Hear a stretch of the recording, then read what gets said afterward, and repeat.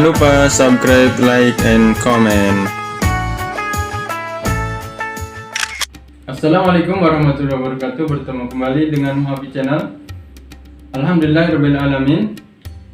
Alladzi alafa baina qulubina fa asbahna bi ni'mati ikhwana. Asyhadu an la ilaha illallah wahdahu la syarikalah wa asyhadu anna Muhammadan abduhu wa rasuluhu la nabiyya ba'da. Pada kultum kali ini saya akan menyampaikan tentang kebutuhan ibadah bagi manusia. Allah berfirman dalam surat Al-Jariyat, A'udzubillahi minasyaitonirrajim.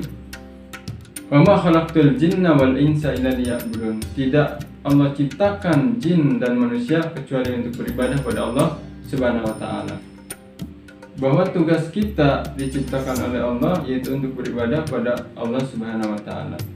Jadi setiap langkah-langkah kita, aktivitas kita harus niatkan untuk beribadah pada Allah Subhanahu wa taala.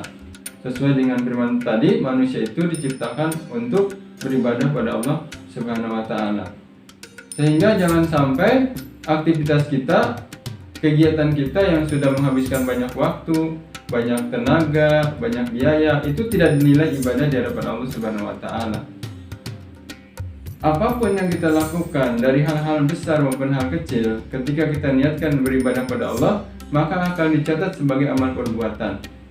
Bagi pelajar yang sudah menghabiskan waktu bertahun-tahun, mungkin puluhan tahun, sudah mengeluarkan biaya banyak, jangan sampai sia-sia karena niatnya tidak sesuai dengan keinginan Allah.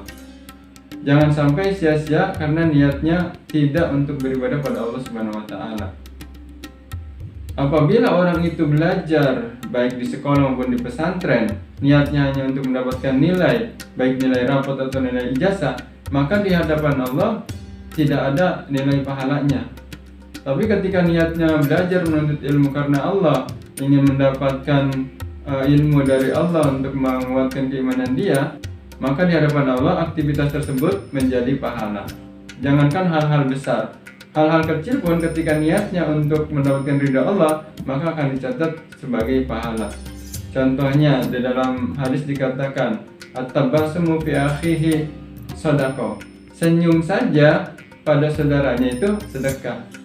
Kemudian menyingkirkan duri saja di jalan itu menjadi sedekah. Apalagi hal-hal besar, seperti seorang suami yang bekerja mencari nafkah, ketika niatnya untuk ibadah pada Allah, maka menjadi pahala di sisi Allah. Tapi ketika niatnya hanya mencari dunia, mencari harta, maka tidak akan ditulis menjadi pahala di sisi Allah Subhanahu wa taala. Dan ibadah-ibadah lain yang Allah anjurkan kepada manusia, semuanya untuk kebaikan manusia. Termasuk larangan-larangan yang Allah berikan juga untuk kebaikan manusia. Contohnya Allah memerintahkan sholat kepada manusia. Sholat itu selain kebaikannya akan didapatkan oleh manusia di dunia, dia juga akan mendapatkan kebaikan di akhirat berupa pahala. Apa kebaikan sholat untuk manusia di dunia? Ketika orang sholat itu, hasil penelitian akan membuat tubuh kita menjadi sehat. Di antaranya ada seorang ahli kesehatan yang meneliti bagaimana fungsi sujud bagi tubuh manusia. Ternyata sujud itu menyebabkan otak itu teraliri oleh oksigen sehingga menjadi sehat. Maka si ahli kesehatan ini akhirnya masuk Islam karena hanya meneliti bagaimana fungsi sujud bagi kesehatan manusia. Dan begitupun puasa. Puasa ini kebaikan di dunianya bagi manusia adalah tubuhnya menjadi sehat. Rasulullah mengatakan, puasalah maka akan sehat. Tapi puasanya juga harus dijalankan sesuai dengan tuntunan Rasulullah. Contohnya apa? Rasulullah menganjurkan ketika kita sahur itu diakhirkan. Kenapa diakhirkan? Supaya ketika habis sahur itu tidak tidur lagi. Kalau sahurnya itu masih malam, maka orang habis makan dia tidur lagi, dan itu tidak baik untuk kesehatan. Maka dianjurkan diakhirkan. Ketika diakhirkan dia menjelang subuh, maka dia habis sahur langsung pergi sholat subuh ke masjid. Dan ini baik buat tubuh manusia. Begitupun ketika berbuka disunahkan untuk memakan kurma terlebih dahulu. Karena kurma ini banyak mengandung energi dan gizi yang lengkap. Nah, hal itu yang menyebabkan tubuh kita menjadi sehat. Jangan buka langsung minum es atau makan makanan yang mengandung minyak. Jadi ibadah ini sebetulnya kebutuhan bagi manusia. bukan kebutuhan Allah. Allah tidak butuh ibadah manusia. Di dalam Al-Quran Allah mengatakan, "Waman amila sholihan falinafsi, waman asa fa'alaiha" di surat Al-Jasiyah ayat 15. Barang siapa dia berbuat baik untuk dirinya sendiri, dan barang siapa berbuat buruk maka kembali kepada dirinya sendiri.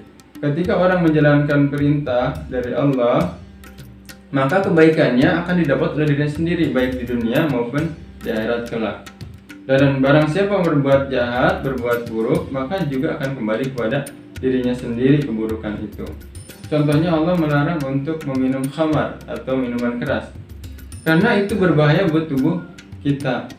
Jadi larangan itu buat kebaikan kita. Ketika ada orang melanggar larangan itu, maka keburukannya akan kembali kepada dirinya sendiri. Allah melarang untuk memakan daging babi, karena di dalam daging babi itu terdapat cacing pita yang berbahaya buat tubuh kita. Jadi perintah dan larangan itu untuk kebaikan manusia, bukan untuk kebaikan Allah. Allah tidak butuh ibadah manusia. Allah mengatakan, seandainya seluruh makhluk di dunia ini beriman padaku, maka tidak akan menambah keagunganku. Sebaliknya, seandainya seluruh makhluk di dunia ini ingkar terhadapku, maka tidak akan mengurangi keagunganku.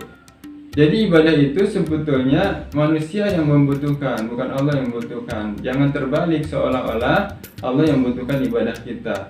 Sehingga ketika kita menyadari ibadah itu kebutuhan kita, kita akan semangat dan tidak perlu lagi disuruh-suruh. Itu kultum yang bisa saya sampaikan kali ini, mudah-mudahan bermanfaat. Assalamualaikum warahmatullahi wabarakatuh.